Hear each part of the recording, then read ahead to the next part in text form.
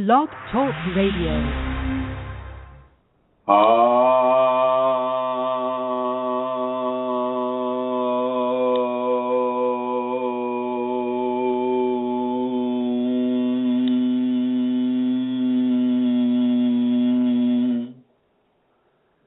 Heaven is love. Heaven is so strong and profound that it doesn't have the same barriers of accessibility that other places have. It does have some barriers, though. We can only travel so far into the brilliance of creation with a physical-based vehicle before that brilliance would cause damage to the body. One gets little flashes of this with the Kundalini. It's difficult to stay here on this world when encompassed with bliss. Even with very small amounts given from the Kundalini, the body can convulse with joy to the point of obliteration. Heaven is stepping into the brilliance of creation. This brilliance is a tangible form of love.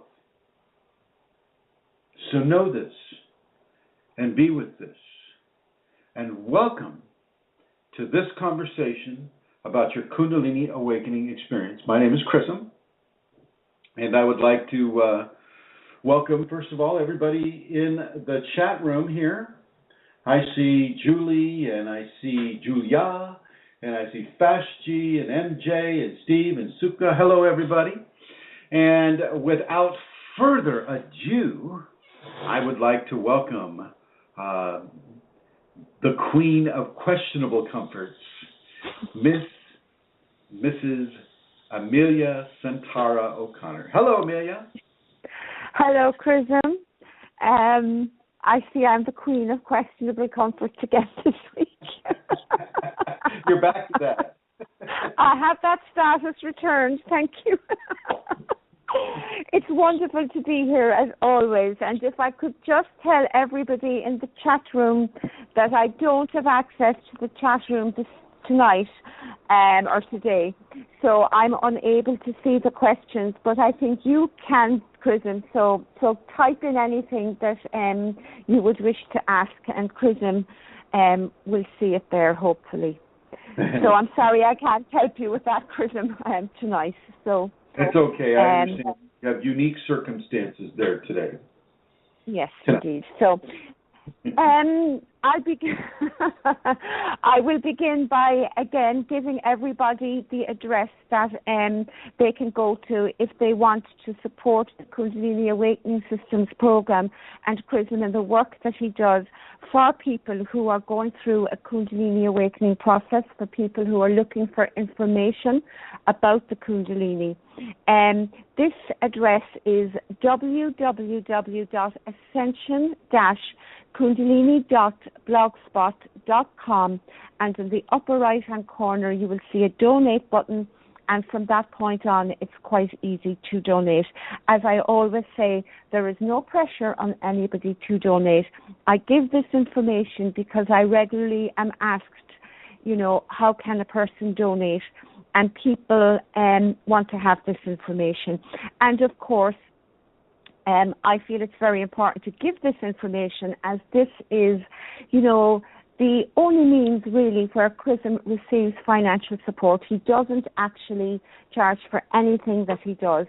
And so that selfless service is there for everybody who comes and looks for information and comes for teaching. So with deep gratitude to Chrism for this selfless service to the Kundalini and to everybody who the Kundalini brings to this information. So if you're in a position to support this work, please do so. And if you are not able to, blessings to you too. I'm going to just give that address again. It's www.ascension-kundalini.blogspot.com. And again, if you just Google Ascension Kundalini Blogspot, the address will come up for you. So that's my announcement, Chrism, and I'm very much, as always, looking forward to the show and what will unfold and the teachings that you will have for us today. Well, thank you. Thank you for that, Amelia. But I would like to say, for those of you that have attended a seminar, you know that you had to pay to get into that seminar. And I have to reiterate again that these payments go towards the putting on of the seminar. I am allowed to do a seminar. I'm allowed to teach. I'm allowed to give Shaktipat. I cannot charge for Shaktipat. The only thing that the Kundalini allows me to take donations for are the teachings. Everything else goes into overhead, and advertising is a huge cost. As Eileen or Rosemary or Edie G, Elizabeth Dalton Gonzalez, they may tell you that that is actually one of the biggest costs there is in putting on a Kundalini Awakening seminar, is letting people know that this is coming to them and this is available to them. And so and Chrism, there's flights and things. There's a lot of overheads that need to be covered because, like, when you come to Europe, that doesn't happen by magic. So that has to be covered too, you know. You don't quite tell. So people know that, you know, especially those who've taken the seminars, such as Julia and Elizabeth Dalton Gonzalez and you know, some of the other folks. It costs. Rosemary, bless her heart, you know, she has sequestered the same wonderful hotel that we used for the last Minnesota seminar, and we're going to be going there again in the third week of February. So looking forward to that as well. And Elizabeth Dalton Gonzalez has put together a seminar event in Washington State at a place called Port Townsend. It's in a castle at Port Townsend, and that is going to be a very, you know, interesting seminar as well. And I believe that there's some interest in putting on a seminar in London, and Magdalene de Deus is organizing a seminar in Switzerland, and this will be done in one of those Swiss chalets, which you know, they're very beautiful countryside, beautiful people, and of course Magdalene is just loaded with grace, and she spreads that freely, as does Amelia. So, and if anybody would like to participate in those venues, please contact me at kfireforall, KFIREFORALL @yahoo.com. Let's go ahead and begin. I read to you a little bit about heaven and how it is such a powerful level of energy that one of the things that we have to transform into, we have to transform our physical being. And I was just reading about this yesterday. Let me see if I even have it here. No, I don't. Somebody has compared me to a person named Apollonius of Tirana. And this person was on an ascension format, an ascension platform, meaning that his work and his Kundalini and his connection with the divine transformed his body, dematerialized it to the point where he ascended into heaven, taking the body with him. There were no remains for this person. And this person lived at the same time as Jesus Christ and was a contemporary, actually. They both met. But he was another person who really followed. If you read any of the writings of Apollonius of Tirana, basically he was doing the same thing Jesus was, just in different areas. You know, as the Bible says, the Christian Bible says, Christ says to the people, says, "These things I do, you can do and more." Well, Apollonius of Tirana was doing that and more. And so was John the Baptist. So, you know, a lot of people were in that area at that time and are in this area at this time too. Okay? You need to understand that just because that happened 2,000 years ago doesn't mean that, everything just stopped for 2,000 years and here we come up to the present. No, it never stopped. It never stopped. It just became less, shall we say, less observed. It became more dangerous to do such things, so that your life would have been in jeopardy if you were to demonstrate miracles during the Spanish Inquisition, for instance, or there were some miracles that were shown by the Merovingian dynasty, the witch kings of the Merovingians, and they had long hair, and they knew about honeybees, and they knew about Kundalini. Okay, and so this has continued since before the time of Christ, way before. We're talking about the Tua de Danann, we're talking about the Furbolg, we're talking about the Melosians, we're talking about the Partholonians, that these were the people that just inhabited Ireland and Spain and Great Britain and parts of France, the Brittany area of France, as well as other areas. And so the Kundalini expression has been constant within the, shall we say, the European races, as well as some of the races that went down with certain continents that were enveloped by a geological upheaval.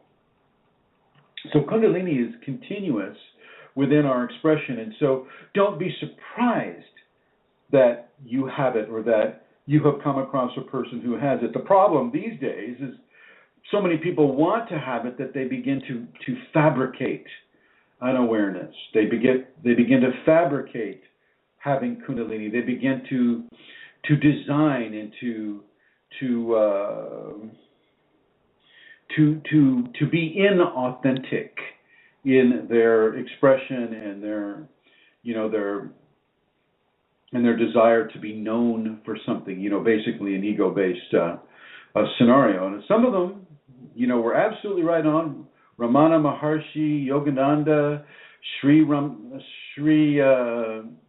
Aurobindo, Ramakrishna, I think I mentioned him, Vivekananda, and all these guys were at the beginning of the last century. Yogananda, I think he died in the 50s. It's not common since Yogananda really to be in the presence of a Kundalini awakened master, except for Gopi Krishna. Gopi Krishna definitely had an awakening, and he's the one that really brought it into the Western world. If you want to read a book about what not to do within a Kundalini awakening, well, read Gopi Krishna's book of Kundalini and the evolutionary energy in man. You can get that on Amazon, and that's a description of how bad it can go, how it can almost really just kill you if you resist and resist and resist. As Gopi Krishna, not having a teacher, just having the Kundalini itself, but not wanting to listen to it, letting his ego take the control away from his inner divine, that can be a deadly equation, and I would suggest nobody do that. Nobody, certainly not, anybody who's listening to us right now. I would like to ask the chat room folks, Julie, Julia, Fashji, Lorne, MJ Henderson, Steve, and Suka, how is the sound quality? Could you just type it out there? I'm looking here right now at the chat room here, and if you could, good, thank you, Lauren, thank you very much. It's always been an issue, as some of you who have followed this program for a while, that we're not always spot on with the technology. So, and you'll hear my chair squeaking a little bit too. I got a squeaky chair. It's important for you to begin to discern the truth from the lie. Okay, discerning the truth from the lie is one of the most important attributes that the Kundalini brings, and it is that which brings out the frightening aspects of your early Kundalini awakening. That's what the entities are about a lot of the time. Is first of all, even to see an entity, have a head pop out of the wall, that just freaks you out alone. That alone, will send you straight to the emergency room, straight to the psych ward. If you see a head come out of your bedroom wall and then stare at you or start talking to you,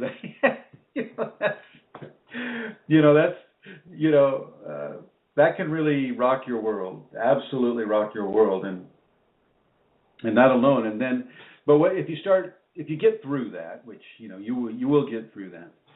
Having knowledge, having information is power over the fear that you may feel. But as you get through that, you start listening to what they say, you can begin to discern the truth from the lie. Some of them are very, very obvious in their manipulations towards anti-ethical or unethical, immoral actions, activities, or ideologies. And this goes straight up with the ET as well. ET is very interested in Kundalini, and we're having a discussion right now in one of the secret groups.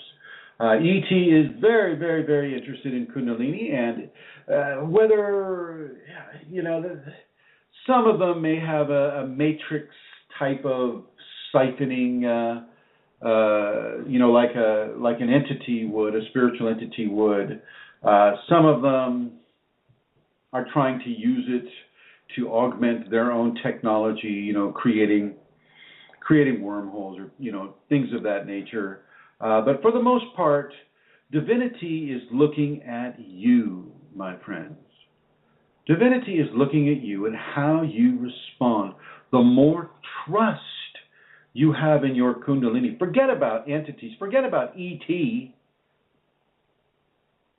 Really, the only focus that you want to have is on the divine expression within you. And the positive levels of surrender that you can give into that divine equation that you are part of now. You are being built and developed into a bridge between the mundane and the divine. And that takes a very, very, very, very strong level of surrender for a person to even begin to engage in that. And talking a little bit about that on the some of the Facebook groups. And I'd like to go ahead and go through the groups right now. We have Kundalini Awakening ! We have Kundalini Awakening Systems 2, Kundalini Healing on the Facebook network. We have Kundalini Healing and Kundalini Awakening Systems 1 on the Yahoo network. We have Kundalini Awakening ! On the Google Plus network. We have Chrism Kundalini on the YouTube network. That's about 304 videos. And I'll strongly suggest that anybody that's really serious about this, you'll watch every single one of those videos. Do not skip them. Go back and watch some twice. If you're having a dark night soul, look at the DNS videos. If you're having issues with grieving because you've lost a loved one, then look at the grieving issue. Look at how Kundalini begins to react with you in your real life world. This is a real life thing, folks. You're not crazy. You have Kundalini. Okay? So, I would like to go ahead and welcome Her Holiness, Amelia Santara, back onto into the red zone, the Shakti zone, because she is such a red Shakti girl. There she is. Hello. Hello, Chrism. As following our previous arrangements that we've been doing on the last few shows, I'd like you to go ahead and ask some of the questions that you've been able to collect from the various groups. Now, well, you mentioned there, about how important it is to not let ego take control away from the divine and how it requires from us a very strong level of surrender. And you actually on the group, there was one of your teachings there about is your ego ready, and how the ego doesn't really know about how to surrender. And so there was a great conversation that occurred with people sharing about that.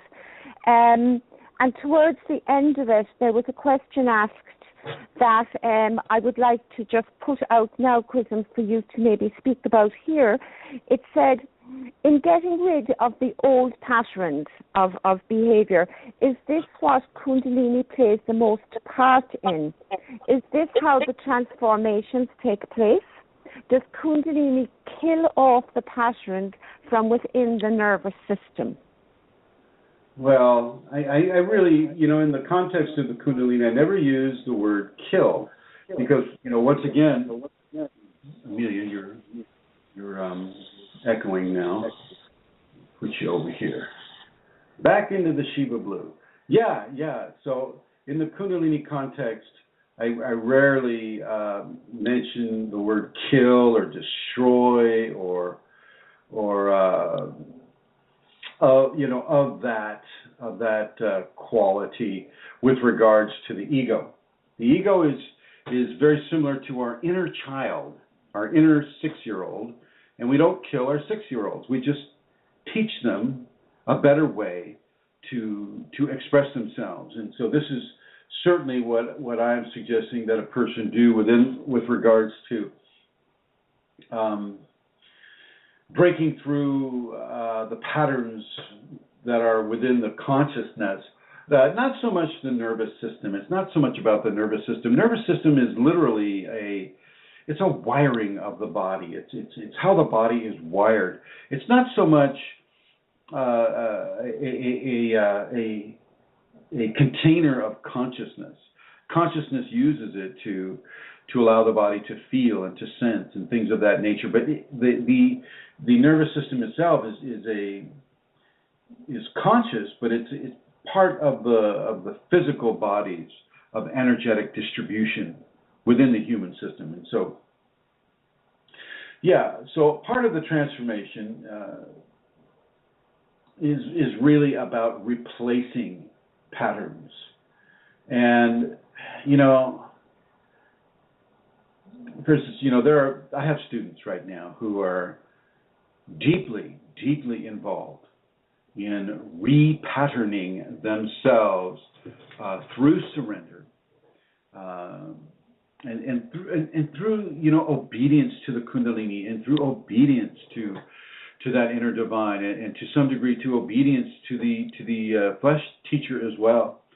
And it's these levels of giving and levels of surrender that really, really, really begin to alter and replace the current 5-body menu of the ego-based desires and expectations and attachments and expressions of those lower chakra levels, which is what Lasha is communicating to me right now. She wants out, and the door's wide open, so I'm not quite sure what she wants me to do. So you'll just have to go on your own, my dear. And so, with this in mind, Kundalini will ask you to go far beyond what you would normally do with regards to surrendering to itself within you and to your flesh teacher. Far beyond. Just a second here. Okay, little one. Yes, I know. Here we go. We're not going to play this game right now. Okay, all right. I literally have to block the door.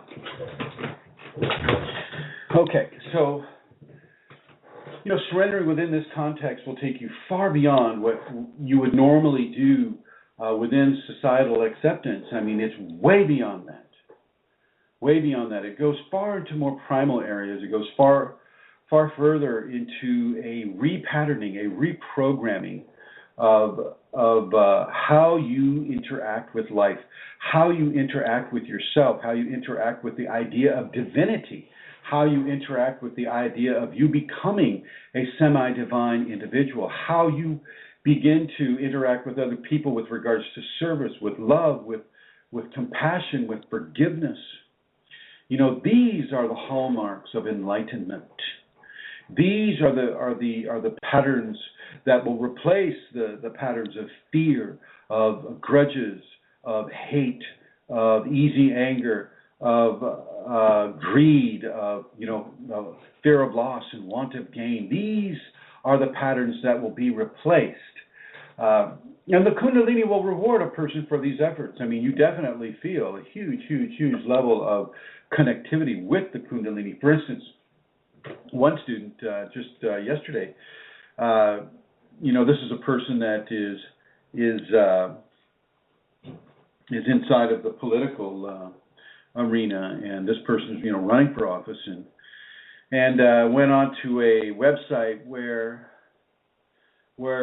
you can go there incognito, like a troll, You can go there incognito, and you can kind of like say what you want to say about any of the candidates. And they found that the people were saying bad things about this person, and at first the person was absolutely crushed by the negative tone of the individuals that were saying this or that about them, and immediately the Kundalini shot freezing cold energy into that person's system. And this, as many of you may know, is a sign of the sacred feminine.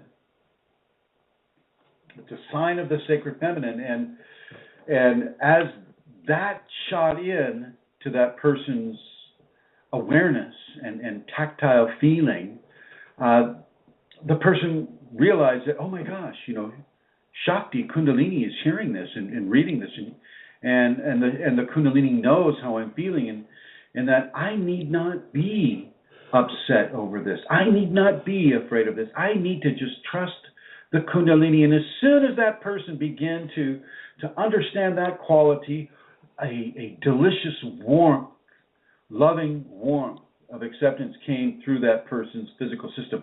This is just one example about how the Kundalini will definitely let you know in no uncertain terms that it is listening, and it is paying attention, and it is watching you, and it is assisting you, and it is helping you. It is walking hand in hand with you as you go through some of these repatterns, reprogramming your physical system. And so it's very important for you to understand how that is working and how that is evolving within you. And as you surrender more and more and more into the process with the Kundalini on the inside and with your flesh teacher on the outside, so you have that which is within is so without, and that which is without is so within. So you're being supported in both directions, the up and the down, the outside and the inside. So it's a multi-directional support system that a person can have if they, if the Kundalini is activated or awakened within them, and they have a flesh teacher that also has active Kundalini. It's a very strong level of support. And even though with that level of support, you have your own decisions that you have to make, you have your own levels of interaction with that Kundalini, interaction with that flesh teacher that allows you to make the best choices for yourself if you are willing to go there. The more you surrender into this equation, the greater the gifts of this equation is going to be given to you. Greater levels of confidence, greater levels of strength, greater levels of health, greater levels of understanding some of the most diverse and most inexplicable equations that haunt humanity. The Kundalini will just clear it right up. But you got to give into this equation. You can't just sit back and go, okay, I went to the seminar and Chrism gave me a Shakti pod. Okay, where is it? What's going on here? It's been 5 minutes now. I wonder what's going on. You can't, and if you haven't been doing the safeties or you haven't been practicing any of these protocols, to accept or to expect an instant blowing off of the top of your head, is really, an incorrect assumption to make, because there's no way I'm going to blow your head off. I would never, ever, ever do that. The closest I did was in the second seminar, and I'm not going to do that. That can really wreck your world, because you have no idea what it means. And for those of you that really want that type of a scenario, I suggest you go somewhere else. I will take you, and I will help you, and I will teach you, and I will give you as much as the gift as you're able to have at that time, but I will not debilitate you by blowing off the top of your crown chakra. Not going to happen. Okay. The more you give into this equation, the more you practice the safeties, the more you practice the instructions given to you by a teacher, if you have a teacher, the more you really, really, really pay attention to your Kundalini, the greater the gifts that will flow within you. And as those gifts flow into you, part of the gifting is the transformation of the 5 bodies of expression. So you'll begin to, shall we say, quicken the molecular spin of the atomic structure around you. Okay, this is called taking heaven. This is putting the entire body into a high spin ratio. Some of you know about the monatomics and the white powder gold and some of the other white powder metals. What that means is that through a chemical or an electrical or a high temperature process, pure gold has been reduced to a kind of a tan white powder, and it's in a state of high spin molecular spin, and it's very, very fragile within that state. But people, they'll stick it in a veggie cap and they'll eat it, and boom, it's going to take them into areas that are very, very profound. And these profound areas, you don't need to ingest white powder gold. I don't suggest you do it. Let me say that again. I do not suggest you take white powder gold, simply because you have no refinement capability. It's just basically the embryo wanting to become, the adult in one fell swoop, and that's just not really healthy for a person. You have to go through the refinement process. You have to begin to work with the ego. You have to accept a level of repatterning within yourself, based upon those aspects of yourself that come to the fore, which the Kundalini will bring up as you begin to do the forgivenesses, as you begin to do the tolerance and the patience and the compassion and the service to others. Kundalini will bring up these areas for you to look at within yourself. Not necessarily stuff that I'm saying. It'll be stuff that's just pertinent to your equation. If you've been having a hard time with life lately, family members are attacking you, or the workplace is attacking you, and you're struggling to maintain your calm or to maintain your serenity, I want you to look at this idea of repatterning how you respond to these adverse events to your serenity. And you're going to hear my computer. It looks like the fans are turning on here. So you want to look at these. How you respond to this is really one of the major aspects of the testing that the Kundalini gives. Okay, do they respond angrily? Are they throwing things? Are they pouting? Are they crying? What are they doing? How are they responding? How is my Kundalini child responding to these events that I'm sending their way? And part of my job is to help you choose a shall we say, a more appropriate response than what your ego might want to bring up. Okay, responses that are outside of grudges, outside of anger, outside of crying, outside of being petulant, outside of being revenge-oriented, outside of responding in a way that is hurtful to the other person or the people who may be doing it, but also to themselves as an individual, also to their family, and if they have kids, to their kids.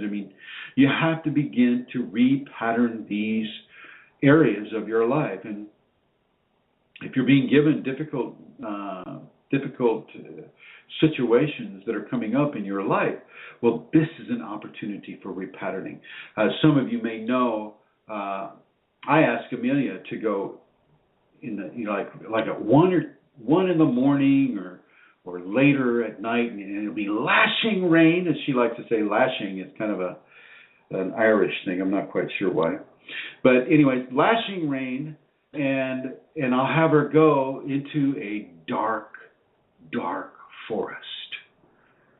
A forest that surrounds a bog. And if any of you know what a bog in Ireland is a very, very ancient place that goes back to primeval Ireland. And they're so fortunate on their property there, or right next to their property, they have this bog there, and there's all kind of spiritual entities that abound in that forest. Even though the forest, it's a man-made forest. There was never a forest there before, but it's a man-made forest. And I have her go in there. And I have her sometimes go in there without a light.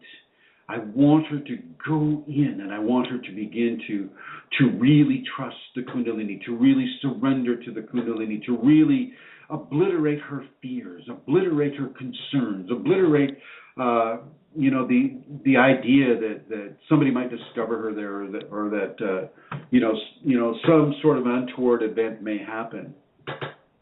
And she does this. She always does. Amelia's really, she really, really, really, comes out like a rose. I mean, she is very capable at this right now, and it's really going well with her. Another one who is exceptionally good at this is Magdalene de Deus. You guys go onto the Facebook page and read what Magdalene de Deus puts out there. Read what these people put out there, and you'll really see a level of sanctity within their words, a level of understanding, a level of Kundalini in every syllable, in every letter of the words they're writing, because they have taken the time, they have done the work to repattern, to reprogram away from what their normal egotistic response would have been in, say, an unawakened state. And so, these are just two examples. There's plenty of others. I mean, I could sit here for the whole 2 hours naming names, right? But I'm not going to. But, this is the level of surrender that we're looking at. I'm not looking at BDSM, which means, let me remember, it means bondage, domination, sadomasochism. That's what it is. Bondage, correct me if I'm wrong. Okay, I'm just trying to guess here. Bondage, domination, sadomasochism. And this is really a pornography of ego-based domination and the infliction of pain and the enjoyment of having a person at your feet and at your at your mercy, so to speak. And you have the power of inflicting tremendous amounts of pain upon them. There's a movie out there right now called 50 Shades of Grey. And this has nothing to do with the Kundalini. This is just pornography. And, within a Kundalini context, I wouldn't even go near the movie. I mean, if you want BDSM, geez, Louise, save the $10 and just go on the internet. Okay.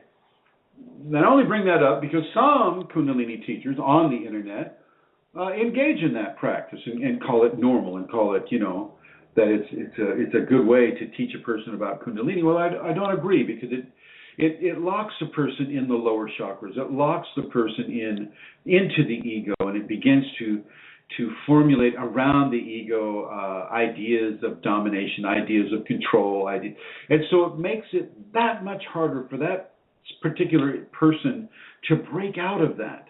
And that's only the person that's inflicting the damage. Let's talk about the person receiving the damage. Well, through the hellacious amount of pain that they're receiving, that is stamping them into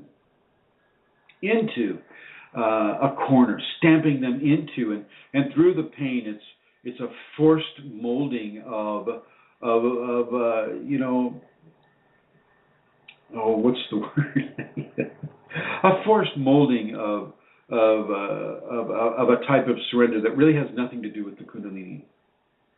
Okay, Kundalini surrenders to the energy itself, to God, to the outside teacher, the flesh teacher. That's a very, very different deal. It's a very, very different deal, and it's far more an internal to external expression rather than an external to internal expression. And I'm going to bring Her Holiness back on. I think I've covered that somewhat. What do you think? Yes, Chrism, I think you have covered that indeed. Shall I go on and ask another? Please. Okay. There are a few. So the next one that popped up here is a person with Awakened Kundalini wrote about experiencing the repetition of a tune, and it was accompanied with some words that flow out of her mouth in an unfamiliar language. And, it took her some courage to share that experience, and she was seeking, thoughts and an understanding of why this would be for her. Could you say something about that? You said something about chills? No, let me say it again. No, she has had a repetition of tunes, a tune of a song Oh, I see, a tune. Yeah, and tunes. It's my accent. And sometimes accompanied with words, unfamiliar words come out as well in a different language. And they come out of her mouth. And so she was just wondering, could you say something about that, Chrism? I've had that experience as well, and I think other people have had it. So I think it would be beneficial if you could, please. All right. So Kundalini will tie you into areas of experience that you have had in other pursuits, shall we say, other life expressions. That's one vector of something like that occurring. Another vector would be having an entity, tie into one of your chakras and broadcasting a certain song or a certain language into that chakra to the point where you're able to discern it. Certainly during this, during the dream state or during a trance state, that could occur. There are various reasons and vectors that this might occur for a person. Sometimes a teaching is given just in syllables and vowels mixed together, such as the word Kunalini. Well, if you've never heard of the word Kundalini, there's a whole litany of prayers that the word Kundalini represents, even though you won't be able to, you won't find that. Some people will say that it is that which is coiled within, or cave dancer, or some of these other meanings of the word Kundalini. The big ditch was the latest one I heard, which kind of made me laugh. Why don't we call it the Great Canal? I mean, the Sanskrit language is well known for having been composed of different prayers. So when I do the prayer for those who are listening to this in their sleep, it's a prayer of removing blockages, using the elephant god or Ganapati, Ganesha, to use that force to help remove blockages to people who are dreaming, so that they can receive their Kundalini instructions as they listen to this program in their sleep, which I will say right now, simply because it's come to mind, and I'm going to go ahead and just take that moment right now.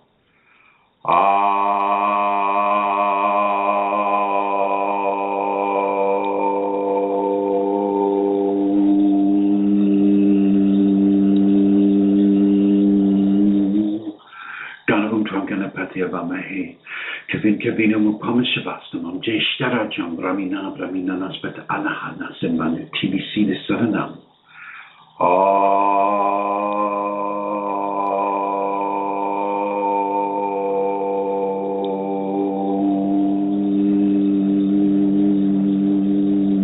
For those of you who hear this in the sleep, let that prayer remove the blockages that you may have acquired during your day or during your night or during your life.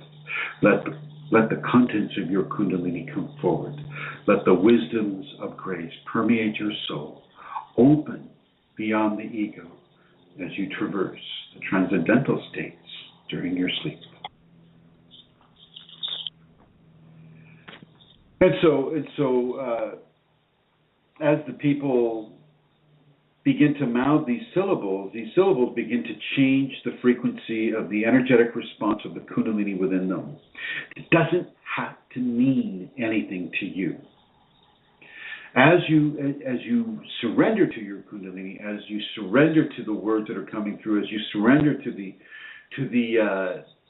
music that is coming through you, certain levels of change are occurring. Certain levels of memories may be reoccurring. Certain levels of evolution may be happening to you. I've been getting visions about Elizabeth's seminar in Washington State, where the Kundalini is indicating more singing, more of a vocal vector of Shaktipat. Just to share a little bit about that. And so, of course, I've been hard at work putting together, certain combinations of sounds and words and melody that will allow the vector of Shaktipat to be given. Okay, and so the Kundalini will do this. Sometimes, as in Gopi Krishna's case, you'll just start speaking a language that you've never ever had come to you before.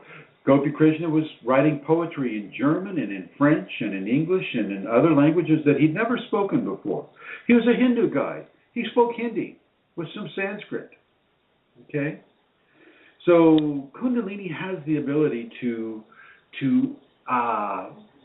bring higher levels of consciousness through the individual. And you notice Gopi Krishna was writing poetry. He wasn't writing business contracts. Okay, that wouldn't have occurred. Okay, he was writing poetry, and as you, for those of you that have the Kundalini awakened within them, you'll know that poetry just seems to flow with the Kundalini. It's a way of communicating. It's a way of allowing grace to join itself to the spoken word, because there's feeling in it, there's visuals in it, there's levels of divine expression that come through poetry. Look at Rilke, R-I-L-K-E. Read some of Rilke's poetry. Read some of Rumi's poetry. Rumi has a lot of that in his poetry. But so does Rilke. Johannes Rilke, something like that. His poetry is also very, very, very standout, in a very Kundalini way. So understand that you will be given teachings along the levels and vectors in ways that you have never, ever thought would come your way. I mean, how many of you would think that, oh my gosh, I'll be writing poetry in Swahili tomorrow? How cool is that? It's not a common form of learning, and yet Kundalini is not a common energy to have. And so as you have this come forward through you, feel your discernment first.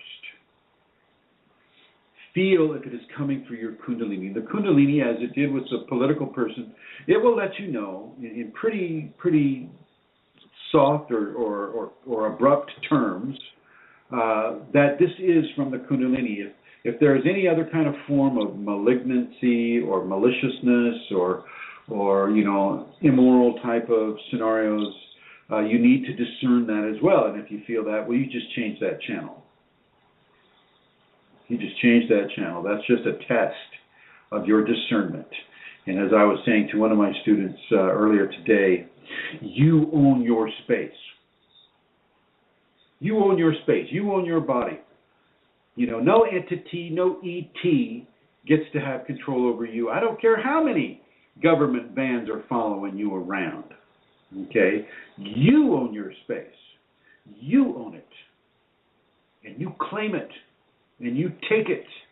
You have seniority over everything that is behind your eyes and from the top of your head to the bottoms of your feet. You own who you are. And that's final. Nobody gets to take you over. Nobody gets to use you. Nobody gets to siphon your energy. Okay? I hope I'm clear on that. Am I clear on that, Amelia? Yes, Chrism, you're clear on that indeed. Can you hear me? Yes. Okay. Yes, you are clear on that. Yeah. I remember for myself when I had, some tunes and words sing out of my mouth, it was Sanskrit, but I had the Kundalini I didn't need to understand what it was. And when I would have heard Sanskrit words from you and other Sanskrit words, I would have gone into bliss. I remember that at the time. It was a communication from the Kundalini, and I totally understand what you're saying about it. The changing of the frequencies within. An interesting thing that happened for me too was out of the blue. Sometime later, I discovered that there was a Sanskrit class, a language class available in an Irish city, which was quite amazing how that came about. And of course, it was Kundalini guided me to that information in the first place. But so the Sanskrit language was part of it for me very much at the beginning as well. Well, there you have it. There you have it. The Sanskrit is a very, very holy language. It's poetry itself. It's poetry, it's music, it's prayer, all wrapped up into a language. And it's considered a dead language. The civilization that developed the Sanskrit language, the Sanskriti people, no longer exist as a civilization. Their oral history has outlived them by about 2,000, maybe even more than 2,000 years.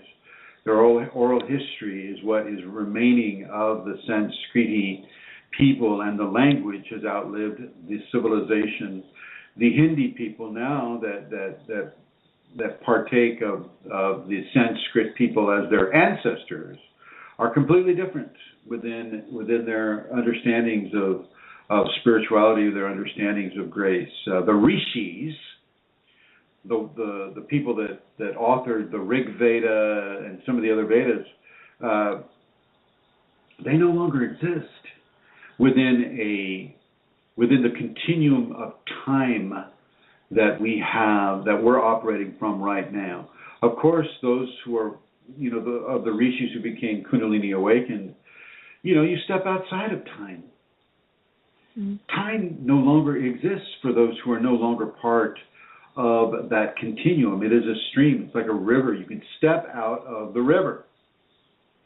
Okay? And when you step out of the river, you step out of time. And so in that context, the rishis are very much alive, and they're very much, doing what they're doing. Okay. So, I think that's wonderful. That's wonderful, Amelia. Next question. Well, there's been a discussion about UFOs, and you've mentioned it there, and I put down 3 questions that came up, Chrism, so I'll just read those all together, if I may. No. One at a time, please. No? Is that okay? One at a time. One at a time. Okay. How do you stop UFOs from following you around everywhere? Well, because the UFO, the intelligence that is shall we say, following a person, it's not just people that have free will. Okay, that you can follow around a mosquito if you want. The mosquito's not going to be able to do too much about it. You can follow the hunters. The hunters that just love to kill things. They track deer, they track the bear, they track the animals that they want to kill. Wildlife photographers, they do the same thing. They follow the herd. They get as close to the hyenas or the lions or the zebras or the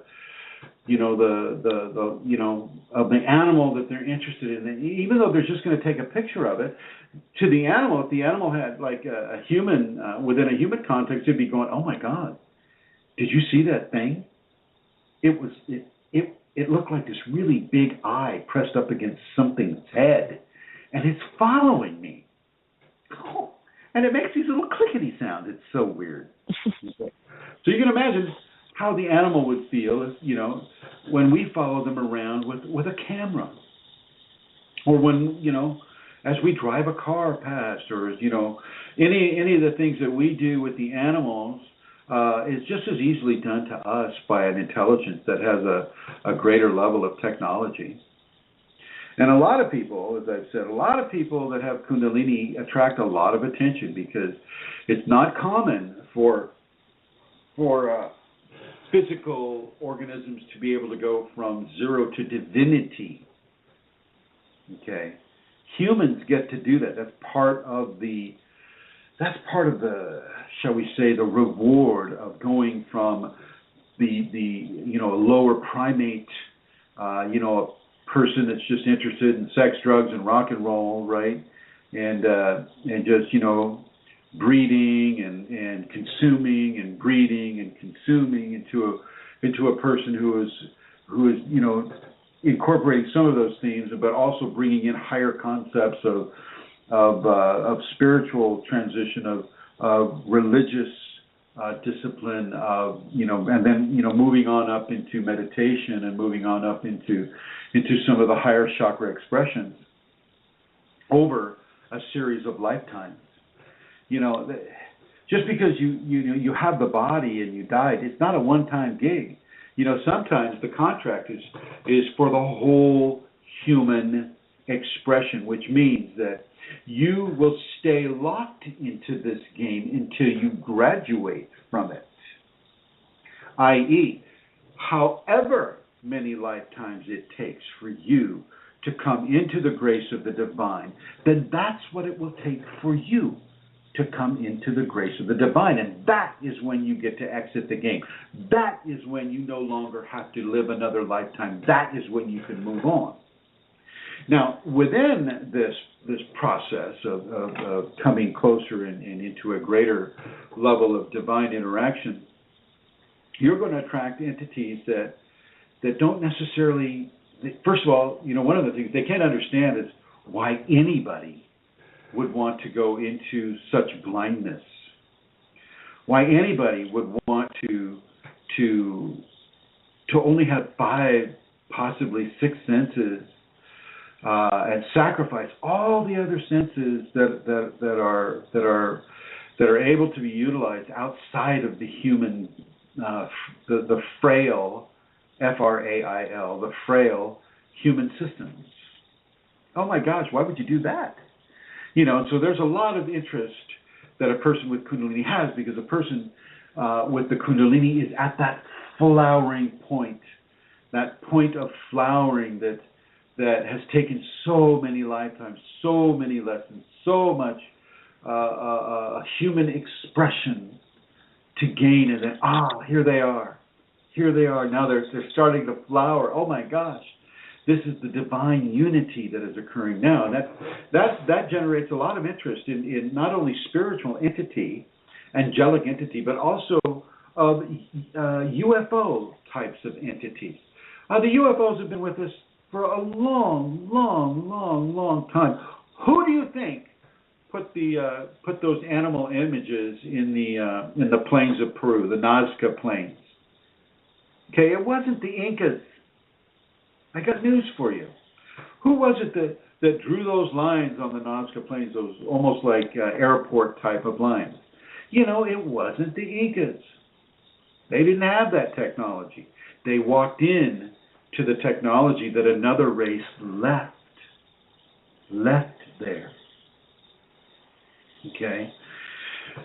So you might consider that if you ever go to Peru and you go to Cusco and you look at the Inca wall there and you say, oh my gosh, it's so precise, it's so perfect. Incas didn't build that. They walked into that technology. Now I know I'm stepping on a lot of toes here, so my apologies if your feet are hurting. But go there and start looking with your Kundalini. Open your Kundalini eye, the triple eye that you have, the eyes on either side of your nose and the eye right above it, the Trinity eyes. Look at archaeological evidence with all 3 eyes, and you'll understand what I'm talking about.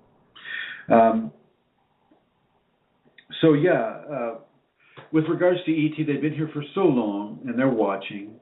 There's one guy down there in L.A., Los Angeles, United States, and I believe he's a native Peruvian, and he was walking in the Himalayas one day, and the ET actually made contact with him and awakened his Kundalini,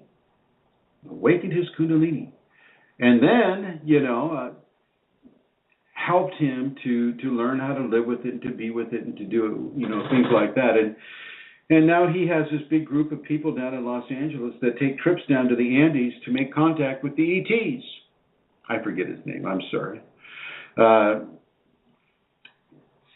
Maybe not the way that I would go with it, because I don't necessarily want to have any kind of an attachment to ET. I could understand that if they activated somebody's Kundalini, well, then a great level of appreciation and gratitude would be given towards those ETs for that type of a situation, just by virtue of the level of divine love that comes through a person when they have that spinal sweep and so on.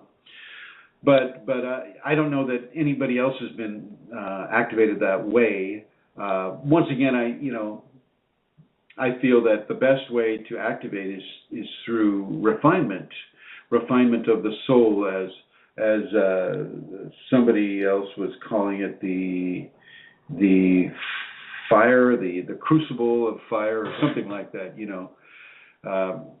To open it up, the refiner's fire.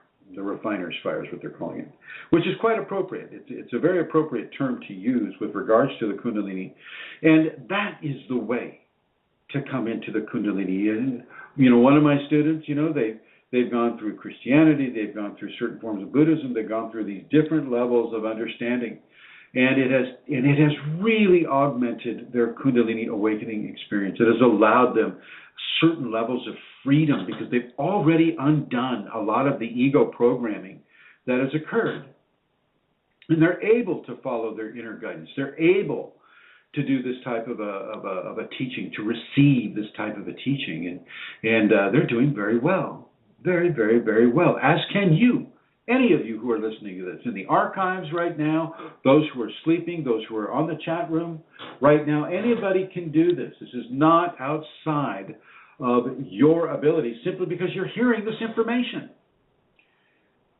I'm not very well known. It may seem like that because on Facebook and whatnot, but I'm not. Geez Louise, look at how many groups are on Facebook. I mean, come on. So you can do these things. And these entities, these ETs, just like the giraffe isn't going to do anything to take away the human photographer, neither will we be able to take away from those ETs who want to follow our progress as we have the Kundalini. The best thing you could do is ignore them, just as I have you do with the entities. You take them out of your level of concern. You take them out of your space by changing your perspective and the amount of attachment that you have on their presence within your equation. They're just learning about this. Sure, they got a great high technology. They can float around a little energy ball. BFD. If they were really brave, if they really wanted to know, they'd take a human body too, from birth to ascension. But they're just chicken, or they're lazy. Okay? A lot of entities just refuse to do it. They're just going to sit there with their camera and they're just going to take pictures and then make their interpretations based upon what they observe. But for the real understanding of what it is to go from zero to ascension, you have to do it. Not watch it. You have to do it. And it is there for all of you to do. You're sitting on your enlightenment if you're sitting right now. Okay? Did I answer that well enough, Your Holiness? You did. Yes, you did. And you kind of answered the next one, which was, are they attracted? Are UFOs attracted to a person's Kundalini in the same way as entities are?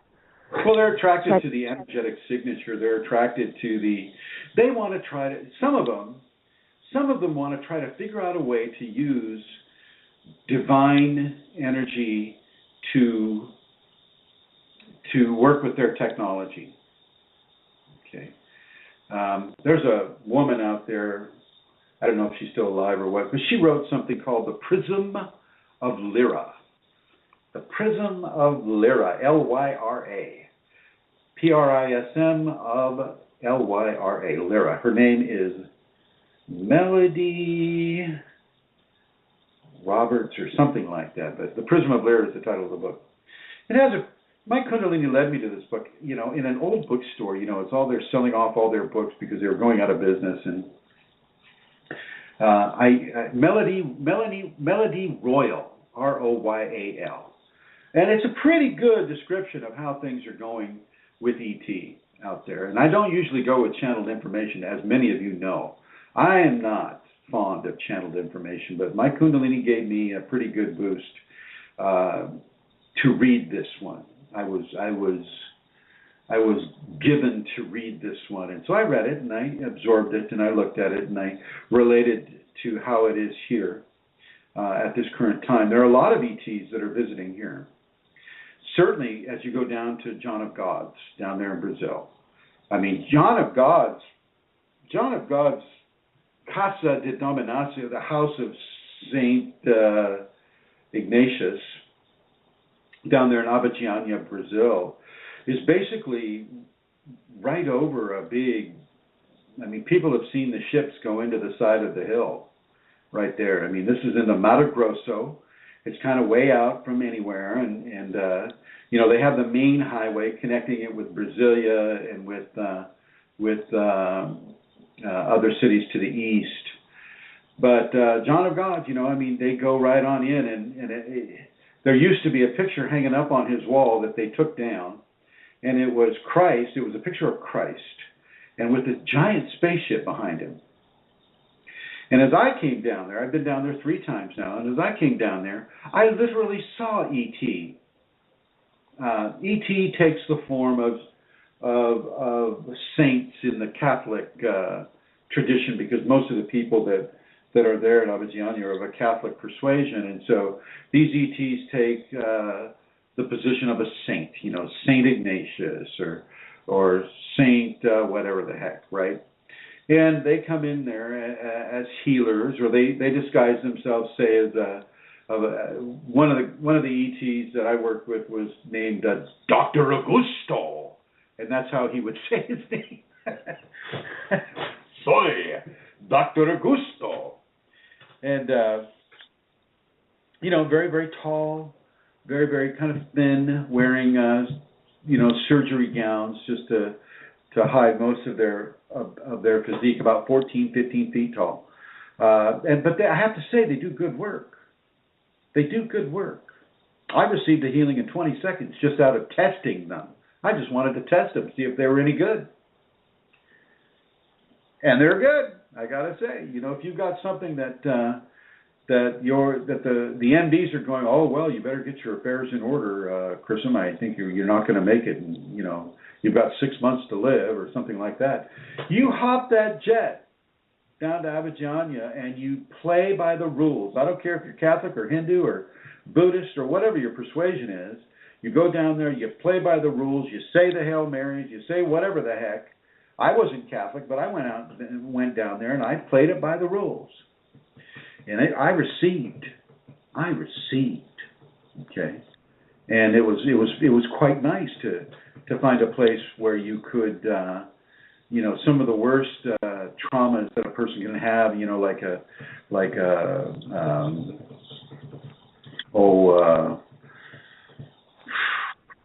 what's that word? A growth on your brain, like not an abscess, but like a growth on your brain can be removed while you're standing up, and he's pulling it out with what looks like to be the tool you use to take hot dogs out of the boiling water. You know, he's just grabbing hunks of this tumor and pulling it out. They got it on video, which is the weird thing, is because you're standing in line and you're watching these brain surgery videos, you're going, oh my God, he's not doing that to my head. I tell you what, he's not going to do that. Remember that? Yes. Oh my gosh. Sticking that stuff up your nose and then twisting and hearing it go. You just kind of go, not my. That's why I didn't tell him about my thyroid nodule.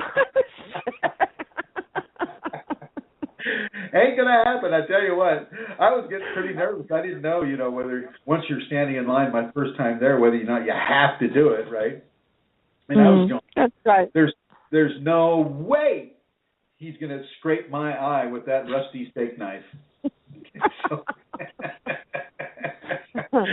And I have to say, you know, they're as good as their word. As long as you play by the rules, then you have a pretty good opportunity of getting rid of some of or all of that death invoking disease that you may have. And this is for those listening right now, but also those in the archives who are listening about this. And so these are all ETs disguising themselves as Dr. Augusto or Saint Ignatius or King Solomon. King Solomon comes through, and you know, but a lot of goodness is done there. A lot, I have to say. You know, it's getting a little corrupt now because, you know, the entities are beginning to, and I mean UFO entities are beginning to run the town, you know. So all the taxis have to charge a certain rate because la entidade, or the entity, the entity says, well, you can't charge more than this or that, and you have to go through us in order to, you know, and the town is split in half because of it. And so, yeah, there's a lot of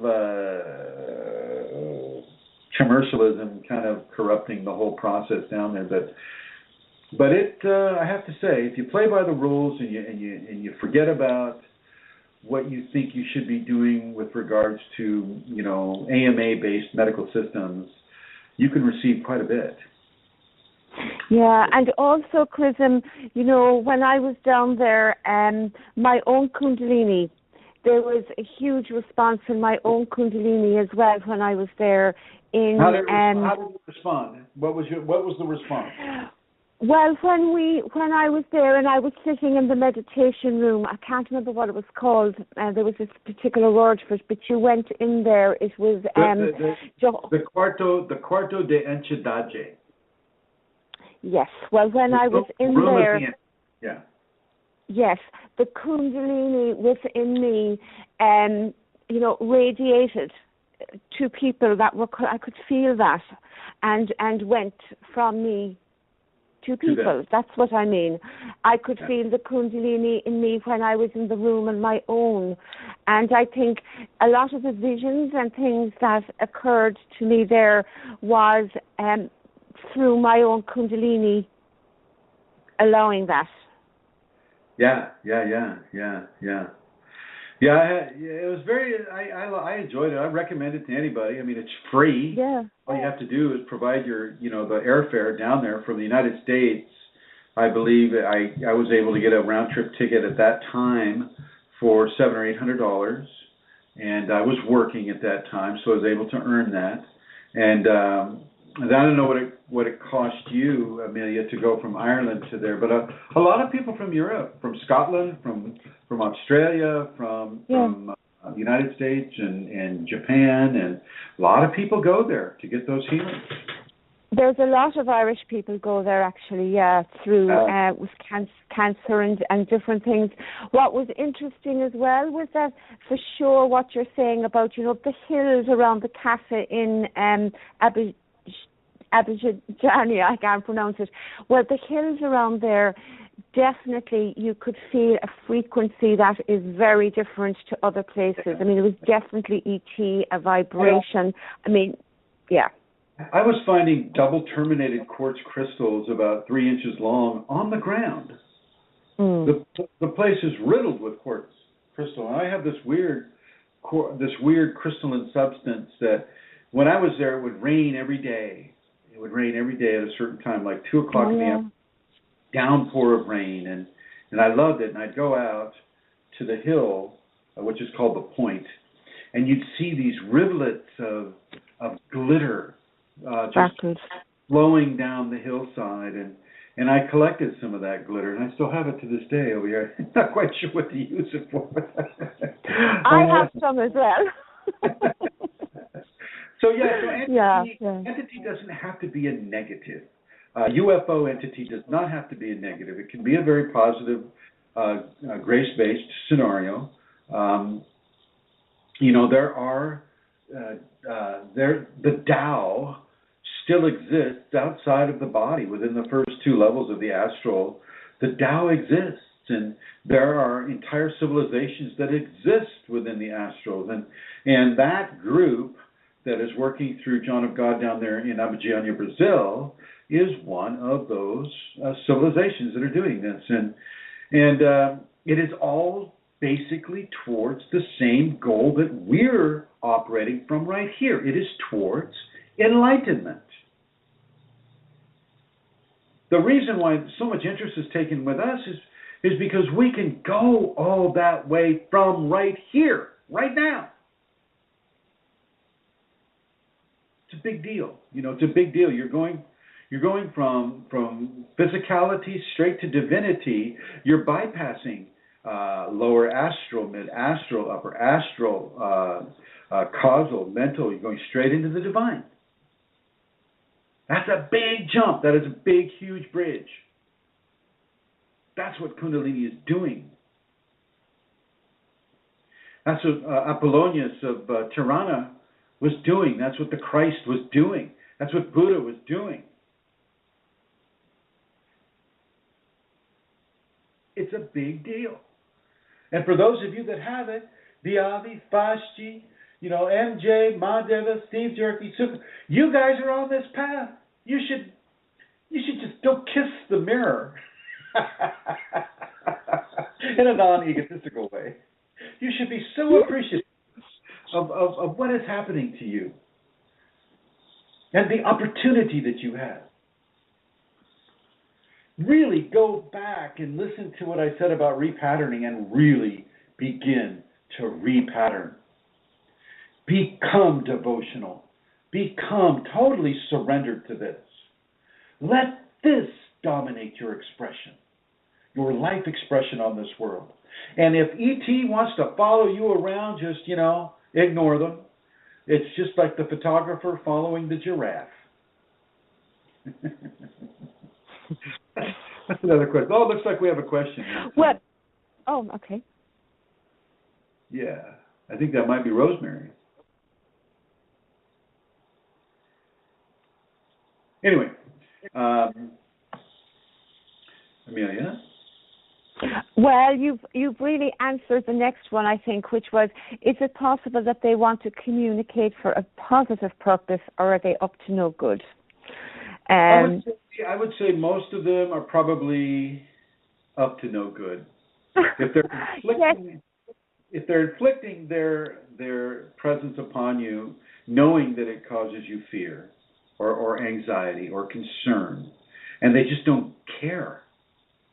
To me, that is not a very advanced soul, or they're up to no good. It doesn't mean that you're automatically a victim because they can floating around in an orange ball. Not at all. You're not a victim. You're not a victim at all. You just ignore them. They get too close, tell them to leave. It's like flies or mosquitoes. Okay?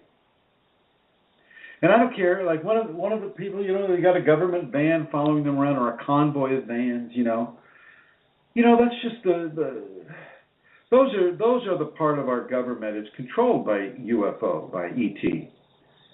Okay, the black ops people, the people that are totally beholden to those that own the what do they call them?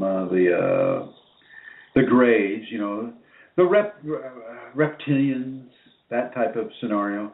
And there are good reptilians and bad reptilians and all of this. And a very famous doctor was in the Amazon region one time, and a UFO crashed. And, this information has been squelched, but I'll go ahead and tell it to you here. And so the Brazilian Air Force was on it big time, and black ops people were searching for this craft because they wanted the engineering, they wanted to capture the what they call an extraterrestrial biological entity, or an EBE. They wanted to catch that EBE and either extract information or something like that from him. So the EBE was on the run, but it was injured. And this doctor found the EBE, and it was a form of a reptilian, different than some of the stuff that David Icke talks about. I think his name is David Icke. Anyway, this EBE was telepathic with the doctor, and the doctor looked into the eyes of the EBE, and the EBE transmitted this information. It said, "You have no idea how powerful you are. You have no idea the level of grace and ability that you have. You must look within. That is where your power is." And that was before he died. Last words of that EBE. And so this is the Kundalini, folks. This is what we're talking about. This is what that EBE was talking about. Apollonius of Tirana was raising the dead. Apollonius of Tirana was levitating. Apollonius of Tirana was helping people. Apollonius of Tirana, you know, he had telepathy. He had all these qualities that many Kundalini people have as well. Just like the Christ. Tirana is spelled Tyrana. Apollonius, well, you'll just have, I think that's Apollonius. Look him up on Google. Okay. Next question, my dear. Okay, well, can I just ask another question there about ETs? So you're saying that there are good ETs, in inverted commas, and bad ETs. And so you're saying some ETs will come and observe us, and do others come then to experience, as it were, the Kundalini, because they can't have it and they try and intrude into our bodies? Do they do that? Other UFO style entities actually want to possess the body. And I've had one person come to me in the act of that possession. And she was slowly but surely being taken over right in front of her husband, right in front of her two kids. And, you know, the kids would say, "Mommy has cat eyes sometimes. We don't know why." And she was given to do some very, very bad things. She was given to lie. She was given to manipulate. She was given to abuse. It turned into a very, very, very unfortunate scenario, and there was really nothing I could do. I was not allowed to extract that entity. It's terrible to watch that occur. And so some are here for absolutely malicious, evil, horrible reasons. And a lot of them hang out at the national level, the capital level. You know, a lot of them are infecting the presidents, because you got to remember, the presidents and the senators and the Congress people, you know, they're just regular people that have a little bit more ego than the rest, and they want to lead the country, right? But they have no idea of spirituality. They have no idea of energetic dynamics. They don't even know about their own energetic anatomy. They're like little 3-year-olds wearing a congressional badge. You know, putting their hand on the atomic switch. These entities are basic, you know, a lot of them are calling the shots in our national government. A lot of them. You know, Obama, you can't blame Obama. The poor guy is just possessed. Same with all of them. Go back, you know, you go back to Bush Jr., Bush Sr., Clinton, I mean, you name it. There's a lot of manipulation that's going on right now. Ebola is another manipulation. You think that just happened accidentally in Africa? And you think that they just accidentally ignored it when it came out in March? And here we are in October and everybody's going, "Oh, we waited too long." Well, of course they did. Of course they did. And then, you know, it sounds very conspiracy theorist type of things that I'm saying right here. But, you know, when you look beyond the veil, you can see the truth. And the truth is not always as your newspaper might tell you. It's not always, you know, fluffy bunnies and cotton candy and hot dogs and apple pie and the American way. It isn't that way for the most part. Okay? It's a predatory universe, multiverse. It's a big aquarium. And you have to stand for your virtues. It's the virtues, the noble qualities that allow you not to fall into the arms of disaster in this way. This is why I'm teaching people the noble qualities, the virtuous qualities. These are the things that keep you connected to the divine union. This is why it's so important for people with the Kundalini to go the moral, the ethical route. Even if it seems wrong or cliche or any of that, I don't care. You walk those ethical steps. You walk that morality as you know morality to be. Morality for a Bushman of Africa is not the same morality as a Native American, is not the same morality as an Aboriginal, is not the same morality as somebody in Northern California. I mean, and if you really want to stretch it, the morality of Irish. Oh my God. I'm just kidding. Oh, you're not. So the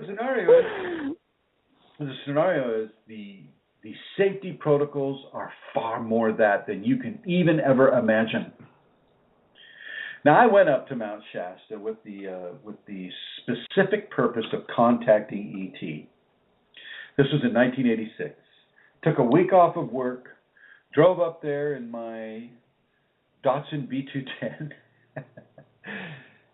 parked outside of a bookstore and asked, well, what's the best way to go up the mountain? Oh, well, you just got to go around the mountain and follow your heart. Oh, thank you. So I went up as high as I could go with the car, and then I started climbing a ridge. And I came upon an unexploded anti-tank missile that had been shot up there for avalanche control, and so I was able to locate that, and then I took a sheriff's officer up to that later on. But as I continued my climb beyond that missile, I went to about the 10,500 or maybe the 11,000 foot area, and there was a perfect little semicircle in the rocks there, a perfect place to just camp. I couldn't go up on the glacier because I didn't have crampons, and crampons are what gives you traction on ice, and I didn't have that, so I knew I wasn't going to be able to go up to the glacier, but I figured, what the heck, okay, I'm here. And so I went into meditation. I meditated till about 3 o'clock in the morning. I meditated to contact ET. And finally I fell asleep. And I thought, well, geez Louise, I guess they're not here for me. So walked back down the hill. As I mentioned, I took the sheriff deputy up, and they took control of that unexploded missile. And I walked back down, and in the newspaper that day's newspaper, state troopers and sheriff's department, California Highway Patrol had all reported lights flying around Mount Shasta that night. And so who knows? Maybe I'm really just an ET. An ET with a beard. Good disguise. Yeah. You mentioned Ebola. So Ebola. Can I ask about that? You said that groups that Kundalini can change its structure in the awakening person. Well, Would you speak a bit about that? Yeah, the Ebola, any virus that the Kunalini doesn't want you to have will not have the deadly expression that it would have on another person. That's the bottom line. You can feel Kundalini change the expression of a virus within you. You just feel it. It changes the energetic frequency of the auric anatomy. It's kind of like the way you feel your skin, your arms, your legs, your hair, your eyes, the inside of your mouth with your tongue, your tummy as you're digesting, or say if you're ill in your tummy and you have to run to the bathroom, whatever.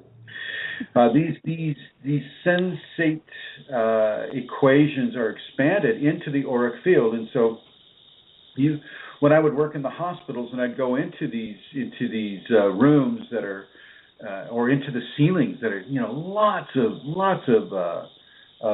viruses and bacteria, because they never clean the ceilings in hospitals. Hello, everybody. They never clean the ceilings, and so all this stuff is kind of growing up there, and MRSA and all of that stuff. I could feel the Kundalini just reach out and change it. Reach out. You'd feel like, for me, it felt like a ray of heat would just reach out and change it. I didn't feel a death of it. I just felt that it was changed to a degree that it wouldn't affect me in a negative way. And this, it doesn't matter what it is, whether it's polio, whether it's Ebola, whether it's the measles, mumps, rubella, whether it is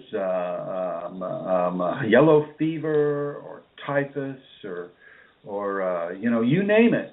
The Kundalini chooses whether it wants you to experience that. The further you go into grace, the better it becomes. This is the bottom line. The further you go into your Kundalini, the further you surrender into your Kundalini, the further you surrender to that teacher that the Kundalini has given to you. I'd say my students, right? Well, it's not really true. It's the Kundalini that has chosen me as their teacher.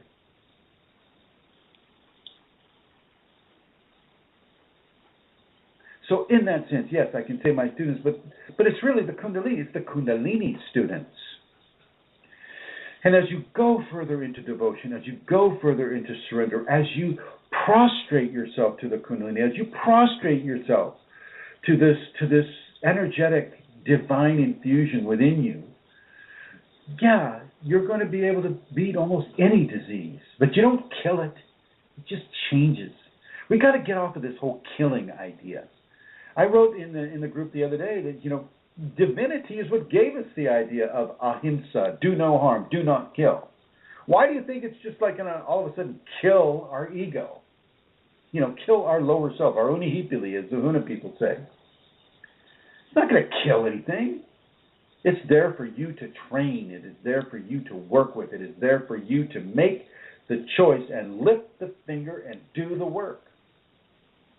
And that includes giving yourself to the Kundalini, giving yourself to that teacher, really opening yourself into this paradigm.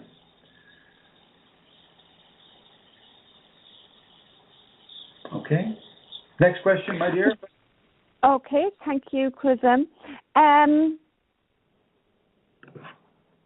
Okay, so there was a question about Kriyas. It's very straightforward that she's looking for it. Yes, why would Kundalini want someone else to see me have a Kriya? Why would the Kundalini want someone else to see me? Well, the Kundalini doesn't really care about, unless it affects your health, your safety, or your livelihood. The Kundalini, you can have Kriyas in front of anybody. They'll just think you're a little weird. Maybe you got a little spasticity. Oh, they might have a little compassion for you. It's like, oh God, look at that guy with the beard. Oh God, what? Oh my gosh, God, that must be something like Tourette's. They have no clue. So the Kundalini isn't really motivated by your modesty or that everybody should see you as a normal, perfect person. They can have question marks about, your health or your level of spasticity if it's a Kriya. It's not concerned with that. It's far more concerned with having its energy transform your physical system. Putting together that pattern of response upon the body. So here's the deal. The Kriyas come.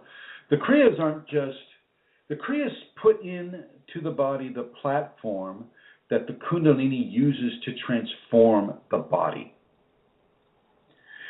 Okay, I'll say that again. The Kriyas place into the body the platform that Kundalini uses to transform the body. Okay, everybody has their own timeline with the Kriyas. Some people will get over it in 6 weeks. Some people won't get over it in 6 years. Some people will be electrocuted every day of those 6 years, and some people won't even feel anything.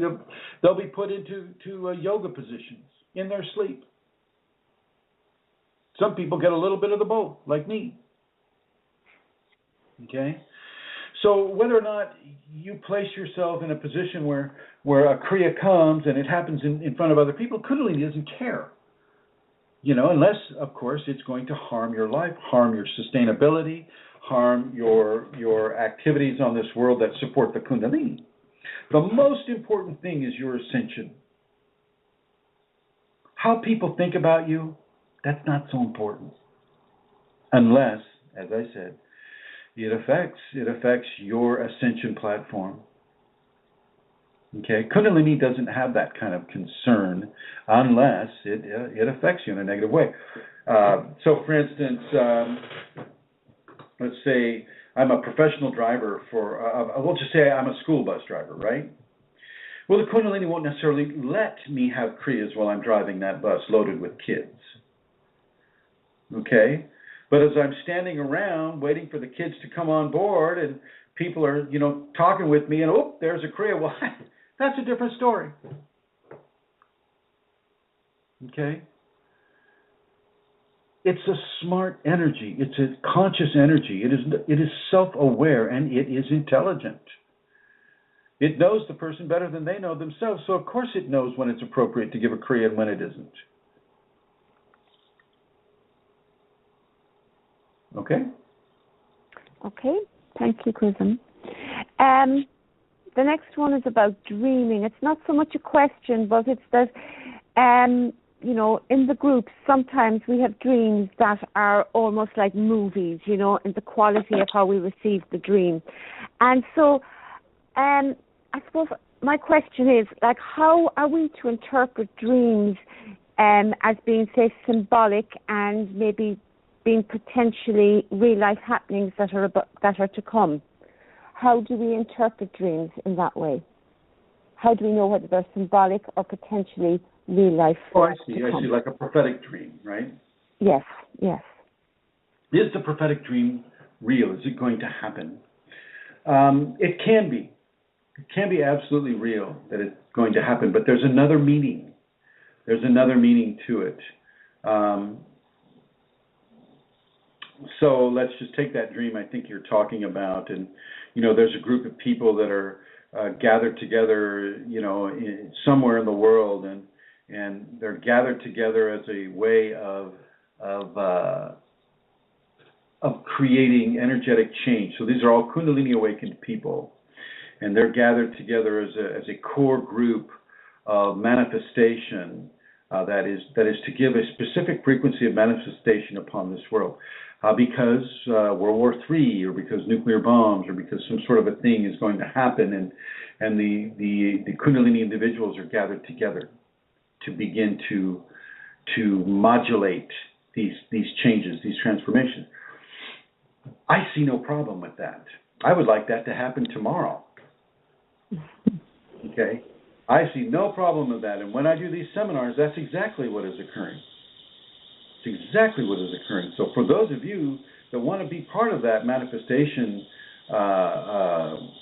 change, the initiation of the Kundalini into the conscious expression of humanity on this world, then come to these seminars.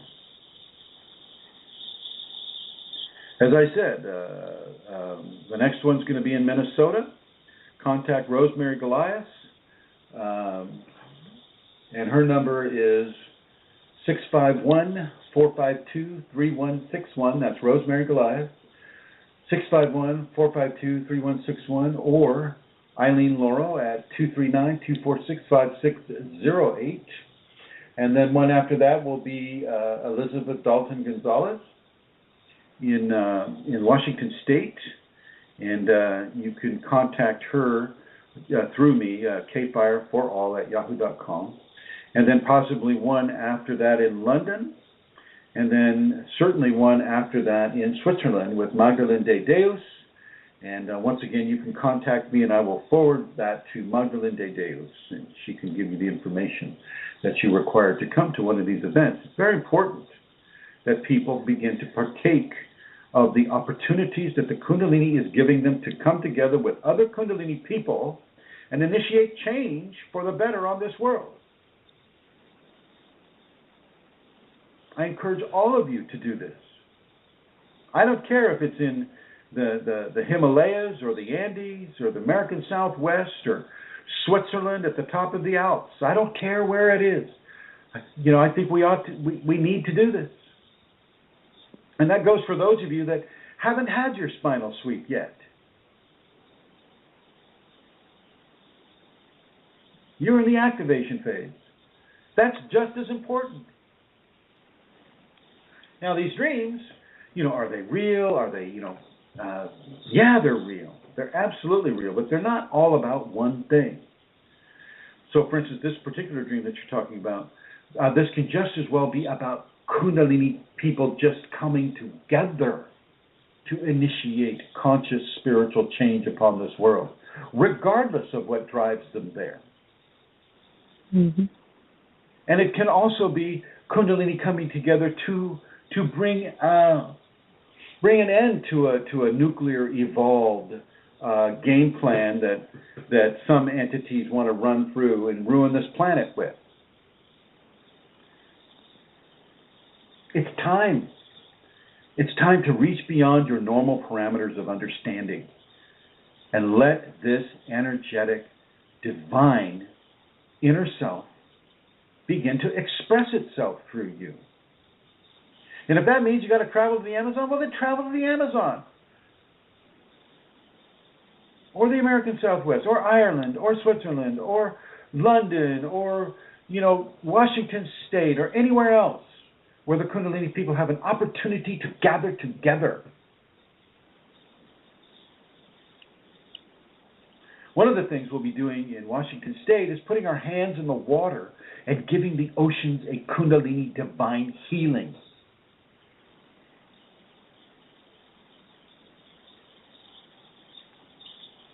Okay? The dreams are a form of direct communication, bypassing your ego, that the Kundalini makes to the higher mental functioning self. So take it seriously. Take it seriously. It's important. It's not being there just as oh, honey, it's just a dream, like my mom used to say. Not that at all. Not that at all. They're real, and they have definite messages to give to people. And if I knew more about this dream, I don't have it up in front of me right now, so I can't really comment on it to a great degree. But they're never just fantasies. They're never just, oh, well, I had like Scrooge says, oh, it was just a bit of mustard with a piece of bad meat that I must have eaten, and here's this goat. It's not that at all. Mm-hmm. It's not fantasy. It's not, oh, well, I have some work anxiety, and I guess I'm just working out the anxiety. No. You have Kundalini. Everything is different for you. You are not a normal 5-sense controlled individual. You have a divine contact now. Everything is different for you. None of the dream interpretation books that you'll buy in Amazon.com or Barnes & Noble or any of the booksellers around the world will have the correct opportunity to give you a Kundalini interpretation of your dreams. As far as I know, there is only one source for that, and you're listening to it. I do it all the time. You have to have Kundalini to correctly discern another person's dream state. You have to be able to tie into that dream. You have to be able to see it, feel it, know it. You can't read about it in a book.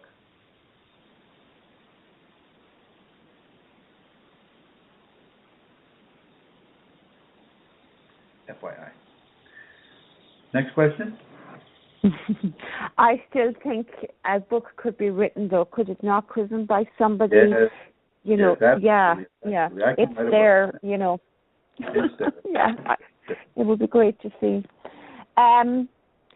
There's a question, a very practical question, but I want to mention it. It's about the 5 Tibetans, and on the groups, people were speaking about the difficulty that can be experienced in doing the 4th Tibetan in particular.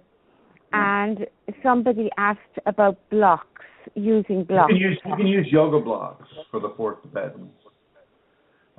Implements are not a problem with the Tibetans. I mean, if your legs are too short or your arms are too long or your legs are too long and your arms are too short, it's okay. Just make sure that when you're starting the Tibetans without having ever done them before, that you only do no more than 6 of each one. You don't start off doing all 21. That's going to give you vertigo. And you're supposed to be dizzy. You're not, with the first Tibetan, you're spinning to the right. You're supposed to be dizzy. Don't spot it like a ballet dancer does. whipping your head around and staring at that spot, then whipping it around again.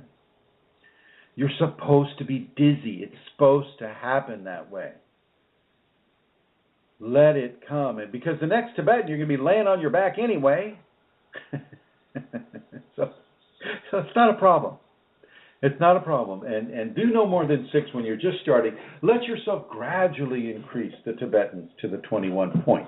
Don't start out that way. You're just asking for problems. Chrism, could you say a bit about why we do the Tibetans? I mean, why do we do that particular practice? The Tibetans are the equivalent of micro Kundalini stimulation and 4 pumps that bring it up. So as you spin clockwise, micro-stimulation of Kunalini is brought up to the second because of the second Tibetan, then it's brought up, then the first, second, and third, and then first, second, third, fourth, and first, second, third, fourth, and fifth. So it's a series of pumping motions of the body that pull the energy up the spine. That's why we do it. Mm-hmm. We don't get stuck. There is no blockages. It is a very effective way of helping yourself have the Kundalini within a safeties format, because at the same time, as you do the 5 Tibetans, I want you to say, okay, I forgive my mom, I forgive my dad, I forgive my brother, or you could just assign 5 people to each one of the Tibetans. So the spin, you can say, oh, I forgive Chrism for being such a mean teacher. Never. I forgive him. So spinning around, 21 times or 6 times if you're beginning. Oh, I forgive Chrism. And then the next one is like, oh, I forgive Amelia, for misspelling words on the whatever site, It's like, oh, I forgive that, And then the third is like, oh, I forgive my husband or my wife for, snoring last night, keeping me up, that type of stuff. You can combine them together. And I suggest that you do. Okay. Thank you, Chrism. Okay, how important is it for us to feel gratitude, for everything that comes, even what we would perceive as being bad, or difficult? How important is it to feel gratitude for that? It's very, very important. Gratitude is extremely important. Gratitude is a form of exalted love, just like forgiveness. And as this love is exalted through a specific frequency of emotion, such as gratitude or compassion or sympathy or a devotion, it is given into the body in such a way that it begins to actively change that body. It aids the transformation of the Kundalini within the body. So have gratitude towards Kundalini. Have gratitude towards the Kundalini teacher. Really begin to be thankful for what is occurring. Actively thankful. It's a very big deal, and this aids in your ability to surrender. This aids in your ability to give yourself even deeper and deeper and further. Some of the students, that I work with, they constantly hear me saying, come on, you can go deeper with this. You can go deeper in your devotion, deeper into your, I'm constantly encouraging them to go further and further and further and further in this as I Skype with them. Okay? Constantly. Is that true, Amelia? This is true indeed, Chrism. It is. Yeah, it is. Constantly. Go ahead. There's always more. There is always more. Which, if I was on my own without a teacher, I might not see. Exactly. Yeah. Exactly. Yeah. In many ways, part of the teacher's job is to drive the process further and further and faster and deeper and more into the areas of the ego than the person even realizes they have. But once again, for a Kundalini person, they must have an awakened Kundalini teacher. And that teacher needs to have a track record.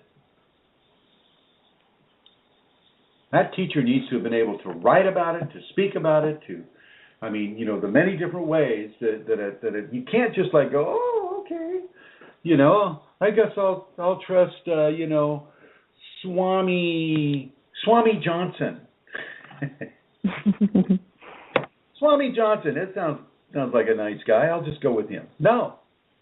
Be very careful. Be very discerning. This is not light stuff that you're dealing with. This is transformative stuff. This stuff goes beyond lifetimes. Yeah. Very, very important that you have the grace and the gratitude, and you express it. Yes, and in terms of track record, we also, like say, with my journey with having a Kundalini teacher, the track record becomes personal, and then I, as a student with that, can also stand as a witness, for other people to say that this has been my experience too, and I think that's important. So it's just like you can drag the teacher's reputation through the mud. I've had my reputation dragged through the mud, but you can also drag that teacher's reputation through the radiance as well. Mm. It's a reflection of the individual about which way they choose to go with that. Yes.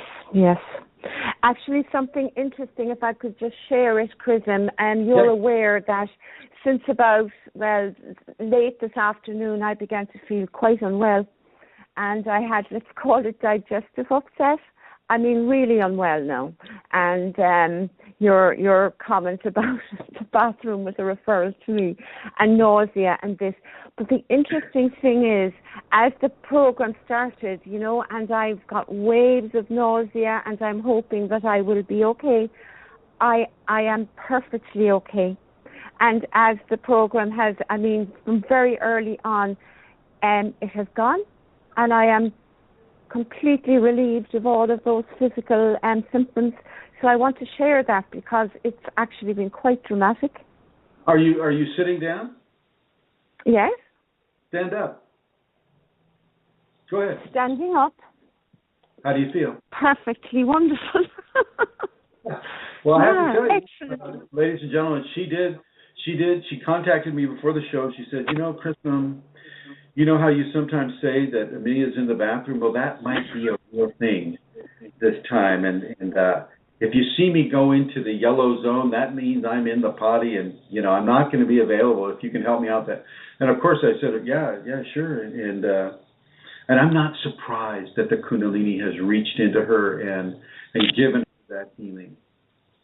And it's the work same for any of you that are listening live right now, that are listening in the future. So far I have Fast G, I have Guest 1822, Guest 2312, MJ Henderson, Ma Devasabi, Steve Jarecki, and Suka. Hello. You guys have lasted this long. That's a shout out to you for doing that. But if any of you have any problems right now, this type of thing can happen to you as well. I want to say hello as well. I kind of missed him not having the screen in front of me. So hi everybody in the chat room. And it's wonderful. It's wonderful. Now I'm going to put you in the Shiva blue, my dear. I'm going to bring Rosemary on here. Hi, Rosemary. Hi there, Chrism. How are you? I'm well, thank you. And listening. I've heard that about you. Yes, very carefully. And I have to say, I had my phone in my pocket, and when the number 1 showed up, I said, "Oh my goodness!" It was just in the phone in my pocket. So thank you for not stopping to ask me for something I didn't have to say. So do you have any announcements you'd like to make? I do have the announcements. We have our next seminar planned by request, February 21st and 22nd at the same hotel where we were in September. We'll be there in February, and Kristen will be here the week before. That's like the 14th to the 21st. We're speaking at different locations that Eileen and I are working on right now. And also, he's coming between now and then in December 1st to the 7th, to just do talks. There won't be a seminar, but there'll be 5 places, 6 places around the cities who will have the opportunity, those of you in town, to hear Chrism speak about Kundalini and the simple ways it can be helping us through the holidays and what that meaning might be for us. Yes. So thank you. Christmas Kundalini. I like that. It goes well together. Well, thank you, dear Rosemary. Thank you for the announcement, and give Mark, your housemate, my blessing, and a big hug and a kiss for you. And I'll be Skyping with you later on so we can work out some more of those details. And I'm going to put you in the Shiva Blue, my dear. Thank you. Okay, and bringing Amelia back on board here. There you are. Are you still okay? Am I back on? Yes, Chrism. I'm so grateful. I'm feeling very grateful. Thank you. Well, Thank you, Kundalini. It's wonderful. Yeah. Your gratitude. I have no other questions anyway, so we've come to the end of the questions, and I think we're coming towards the end of the show, are we not? We are. Yes, 3:51. I would just like to thank Fashji and the guests 1822 and 2312 and MJ Henderson, Madeva Sadri, Steve Jarecki, and Sukha for being here and staying throughout the entire program. I'm going to put you on the blue there. I hear that echo. There we are. And I would like to say thank you, deeply thank you, Amelia, for the excellent questions that you've harvested from our groups. I would like to say hello to the people that are listening in the archives, and I'd like to say thank you to Elizabeth Dalton Gonzalez, Eileen Laurel, Rosemary Goliath, Amelia Santara O'Connor. I would like to say a special thank you to Magdalene de Deus as she prepares the Switzerland gathering. And I'd like to say a special thank you to all my private students who I will invite to listen to this broadcast of conversations with the Kundalini. And I'm going to bring Amelia back on for final goodbyes. Amelia? Thank you. Well, goodbye, everybody. And again, and thank you so much, Chrism, for the conversations today and the Kundalini. And see everybody next week. And I just want to say a special hello to John O'Connor, who is listening on his computer. And John, thank you, Chrism, and everybody. Thank you, John. Thank you very much. I mean, you're a big part of this, whether you like it or not. Lovely, John. So thank you, Chrism, and I look forward to next week again. Thank you, Amelia. And thank you, everybody. Ma Devasavi is bending her head in gratitude, and gratitude right back at you, all of you. Thank you for listening. Thank you for John and Amelia O'Connor for providing this vital outreach tool to reach as many people as possible. And I want to say, thank you to them, especially for this broadcast. Thank you to the people on the groups, on the Yahoo groups, on the Facebook groups, on the YouTube groups, and on all the groups that we're able to broadcast this information through. Feel free, if you would, to share this program. Share it on Reddit, share it on Facebook, share it everywhere you can share this. This stuff needs to get out, and I just don't have the resources right now to do it all myself. So please help me share this program. There's no profit in it for anybody except for those who are receiving the gifts of the guidance that the Kunalini brings. Thank you, everyone. Thank you very much for participation in this program. See you next week.